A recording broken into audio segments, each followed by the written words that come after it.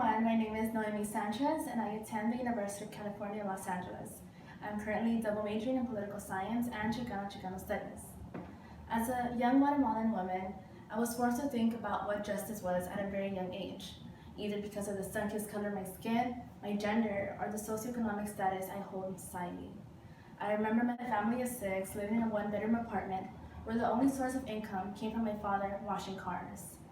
Day in and day out, I would wonder why after many years of working for this company, he was still being overlooked, overworked, and underpaid.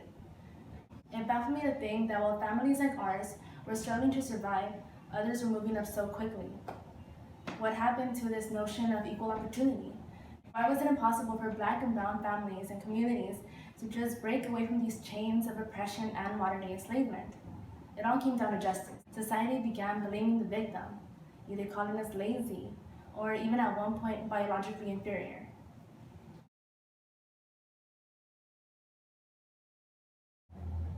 So, to me, justice means that my needs, my concerns, and my fears will be just as important as the people in power, just as important as a politician, as a man. It means that if I live in Michigan and I have lead in my water, that it will be clean and addressed just as quickly as if it were a politician who had lead in his water.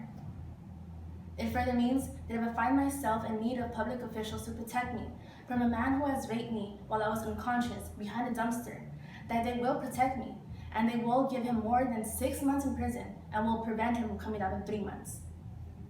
Or that if I am a Black man who's being wrongfully accused, that the severe impact and the adverse collateral consequences that were considered in a guilty white man's case also be considered in mine. See, as much as the society tries to paint a picture that we have reached a post-racial state, the very opposite is true. For if it was not, how can you explain to the next generation of Black and brown children that their fathers, uncles, and brothers are taking up the largest space in our criminal prisons, even though they only are a fraction of the total population?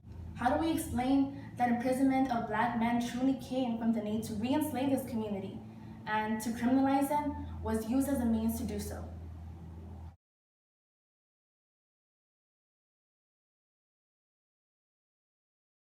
In my opinion, the first step in making our society more just is to force our elected officials to become accountable for what they say, what they do, and what they promise. Far too often we hold a very passive view that somehow society will sort itself out.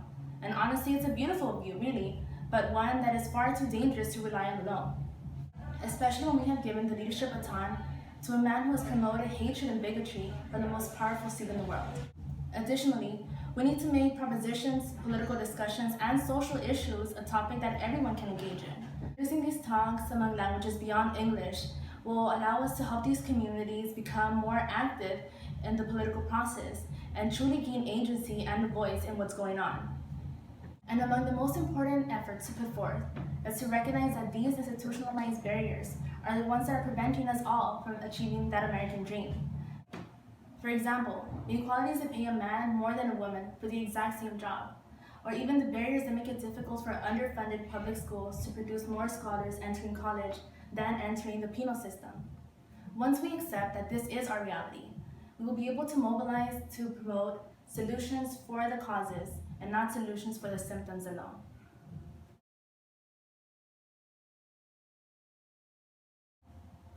Being a minority woman has made me a very vocal activist for equity and equal opportunity for the marginalized communities. In my efforts to rectify this issue, I have led plenty of one-on-one mentorships with inner city youths coming from Louisiana High School up to King Drew Medical Magnet in Compton. Working with the next generation of leaders has also taught me that these young scholars need to know that though there are systems created to see them fail, there are also plenty of people working endlessly to make sure that they do succeed.